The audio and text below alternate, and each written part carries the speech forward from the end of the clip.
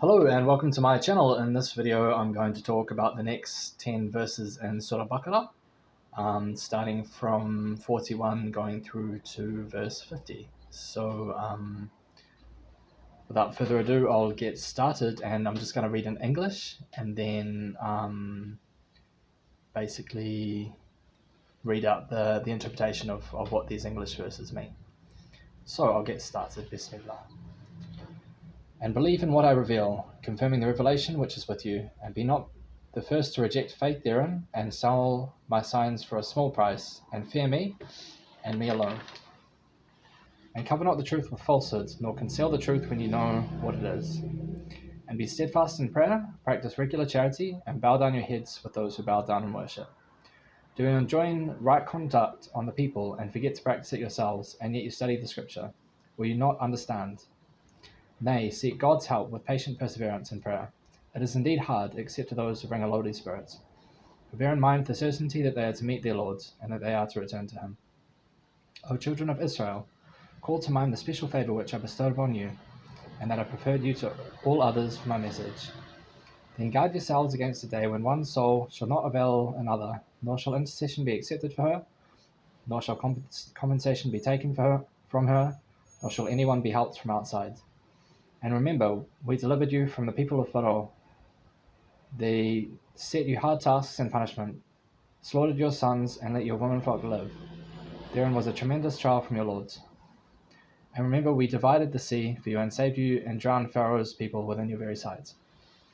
So that's the English translation. And now I'm just going to go through how I understand what these verses mean for us in a practical sense. So how can we live this teaching in our daily lives? So I'll begin. Bismillah. So the first verse, and believe in what I reveal, confirming the revelation which is with you, and be not the first to reject faith therein, and sell my signs for a small price, and fear me and me alone. So basically the first verse, and believe in what I reveal, so believe in the Qur'an, essentially. And confirming the revelation which is with you, so this could be the Injil, this could be the Torah. And be not the first to reject faith therein. So basically don't rush headlong into disbelief, essentially. Try to endure, try to have a bit of faith, a bit of iman. Nor sell my signs for a small price. So if you're ever in a situation where you are to choose between right and wrong, basically choose the right path. Don't shortchange yourself. Don't get involved in a lost transaction, essentially. And fear me and me alone. So essentially that's Tawheed, right? And cover not truth with falsehood, nor conceal the truth when you know what it is. So I mean, this is a very broad principle. This can apply to religion, or it can apply to anything. So basically, when we get involved in false dealings, it's really hard to find a way through it. As soon as we become false to ourselves, this is a very bad trap, essentially. So don't cover the truth with falsehood, and don't conceal the truth. So it's kind of like, first of all, don't get involved in any kind of falsehood, but then also don't conceal the truth. So if you know what the truth is, then be forthcoming about it. In the next verse, be steadfast in prayer, practice regular charity, and bow down your heads with those who bow down in worship. So basically, the first part, be steadfast in prayer. So always pray no matter what, essentially. Practice regular charity. So that's our zakah as we know it. And bow down your heads with those who bow down in worship. So if you can, pray with others. I guess this is the best way to pray, right? Now the next verse, do you enjoy right conduct on the people and forget to practice it yourselves, and yet you study the scripture? Will you not understand? So this is a reminder to the Bnei Israel, right? They tell people what the law is, essentially, but then they might go ahead and do something opposite. So how could anyone see past this? It's when the question is given, will you not understand?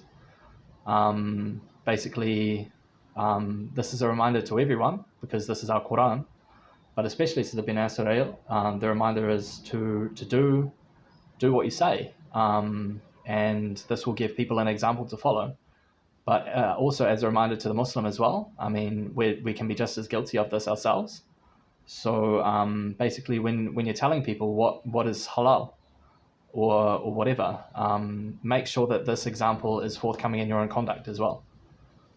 So the next verse, nay, seek God's help with patient perseverance and prayer. It is indeed hard, except to those who bring a lowly spirit.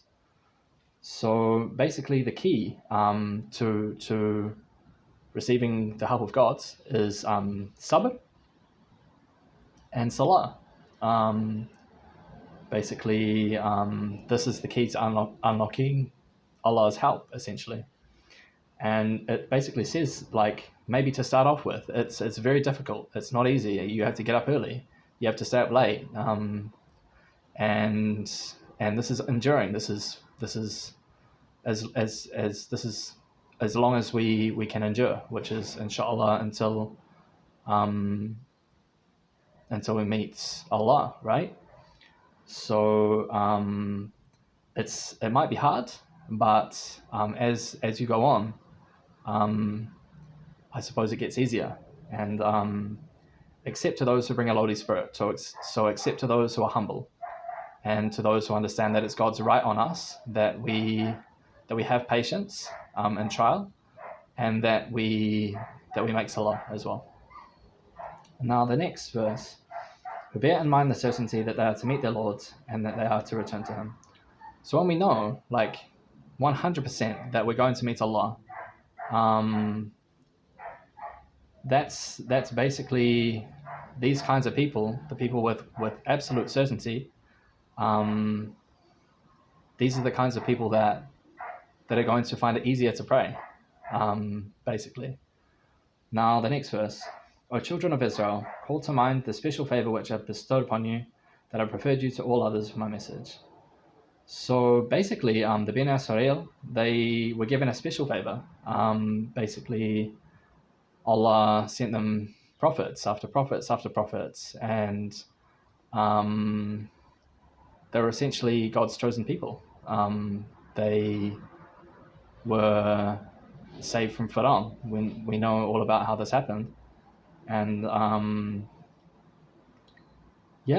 basically Allah is saying in this verse, call to mind this favor that he gave to them, and that He preferred them to all others. So these were God's chosen, essentially.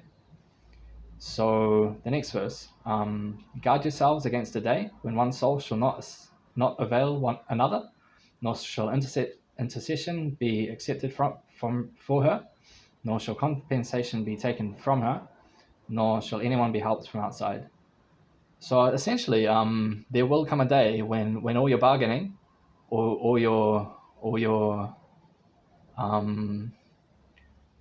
I guess everything that you have to offer in this world will come to an end, essentially. So there will come a day when we have essentially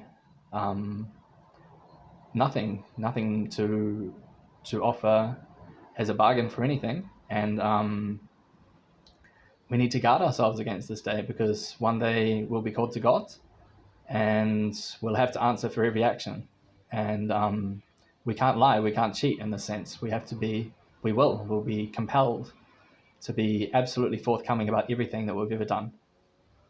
So the next verse, and remember, we delivered you from the people of Pharaoh. They set you hard tasks and punishments, slaughtered your sons, and let your women folk live. Therein was a tremendous trial from your Lord. So this is just a reminder of what Pharaoh basically puts Bani Israel through. They set them hard tasks. I think they were slaves, and punishments. I don't know what these punishments were, but I mean, it could have been death, slaughtered sons, and let women folk live. So it's terrible, right? But these things happen, and this was a tremendous trial. So obviously, right? And remember the next verse, and remember we divided the sea for you and saved you and drowned Pharaoh's people within your very sight. So we know the story. Basically,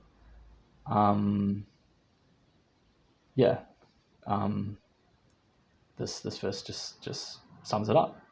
This is what happened with the Ben Israel. Allah divided the sea for these people and saved them and drowned Pharaoh's people. And they all saw it, right?